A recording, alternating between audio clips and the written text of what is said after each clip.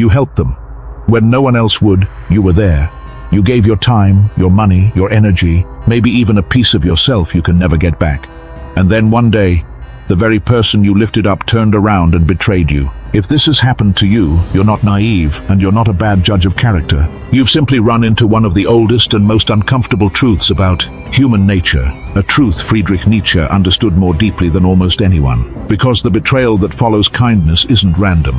It follows a pattern. And in this video, you'll discover the 6 real reasons people betray the very ones who helped them. Number 4 is the one that will completely change how you help people from now on. Stay until the end. 1. Your help becomes a reminder of their weakness. When you rescue someone, you become a permanent witness to the lowest moment of their life. Every time they see you, they don't just see a friend.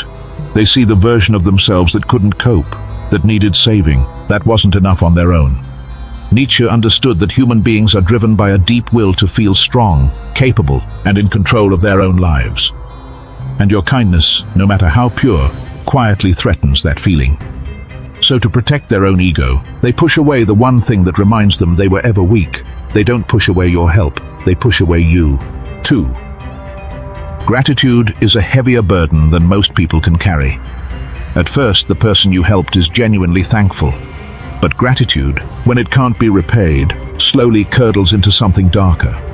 Every kindness creates an invisible debt, and most people unconsciously keep score. When that debt grows too large to ever pay back, it stops feeling like gratitude and starts feeling like pressure, like inferiority, like being trapped.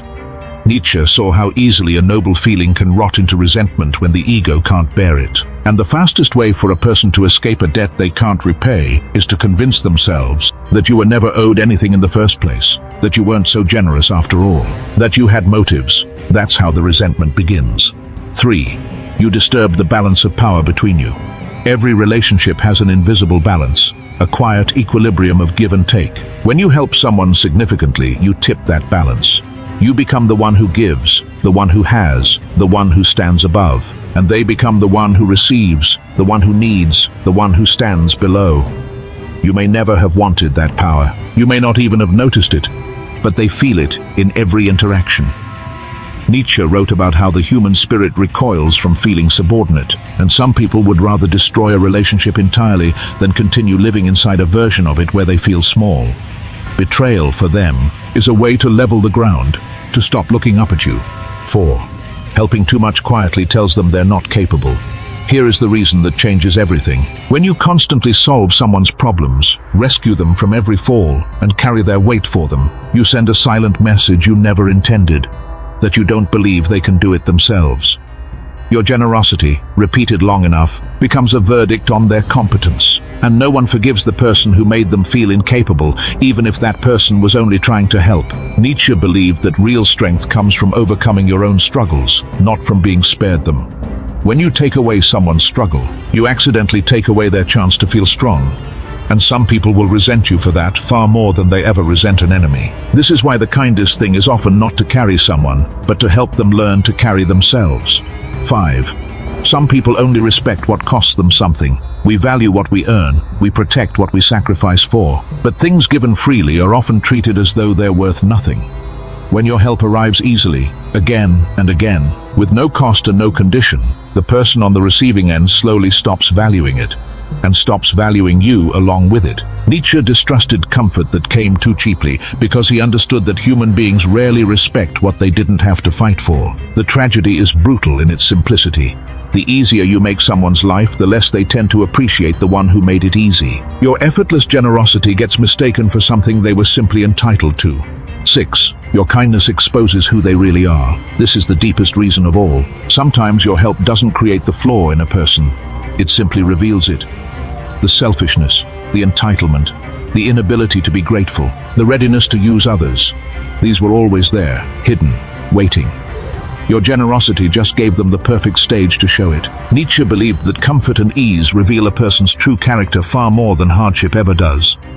When you remove someone's struggle, you see who they become when they no longer have to fight. And for some people, what's revealed isn't pretty. The betrayal didn't change them. It showed you who they always were underneath. Now, none of this means you should stop helping people. That would be the wrong lesson entirely. and it would only make your world colder and smaller. The point was never to close your hands. The point is to help wisely. Help in a way that builds people up instead of keeping them dependent. Set boundaries, even when you give.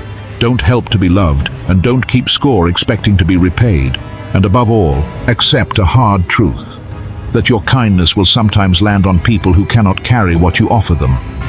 That isn't a reason to become bitter. It's a reason to become wise about where you plant your generosity. So the next time you help someone, remember what Nietzsche understood so well. Helping isn't the same as saving. Loving isn't the same as forgetting yourself. And giving isn't the same as sacrificing everything you are. The strongest people give freely, but they give with their eyes open. They know that not every seed lands on fertile ground, and they refuse to let the ones that don't poison their willingness to keep planting. Some people will betray your kindness. Let them. Their betrayal says everything about who they are, and nothing about whether you were right to be good. If this resonated with you, it's probably because you've lived through this exact kind of betrayal yourself.